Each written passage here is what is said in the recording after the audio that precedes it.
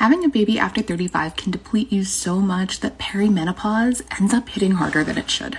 Let me explain. If we haven't met before, hi, I'm Dr. Lauren Davis. I'm a functional medicine physician who specializes in postpartum health. And when you give birth, your hormones don't just gradually decline. Your estrogen will reach somewhere between 100 and 1,000-fold higher than it's ever been in your life before.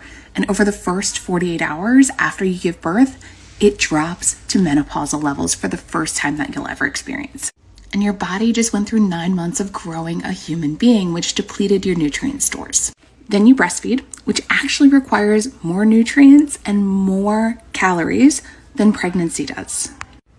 And why does this matter so much? Because 90% of women in the US aren't meeting their nutrient needs from food to begin with. So when we add on pregnancy and breastfeeding, we deplete at even higher levels, and we have to be even more concerned about this specific population. So zinc, magnesium, B vitamins, potassium, they all matter. Omega fatty acids end up being ultra low in many women, leading to things like postpartum anxiety and depression. And when you're already in the perimenopause window, when your hormones are having a hard time regulating on their own, these nutrient deficiencies end up leading to worsening hormone imbalances.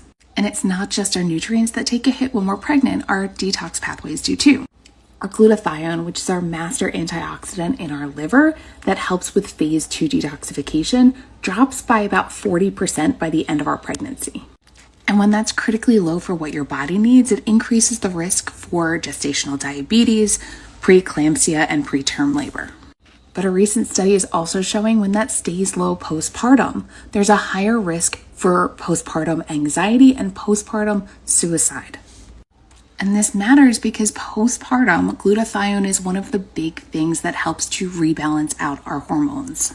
Glutathione is imperative for processing 4-hydroxyestrone, which is one of the forms of estrogens that increase our risk for breast and ovarian cancers. So the brain fog that you thought was just mommy brain, or the anxiety that you've been blaming on your hormones, it's all part of your body trying to rebalance without the building blocks that it needs. And because the intricacy of how all of this connects is really hard to get into a 3-minute reel, I've recorded a new masterclass. So if you comment PERI below this video, I'll send it your way. And if you want more of this content, don't forget to follow along.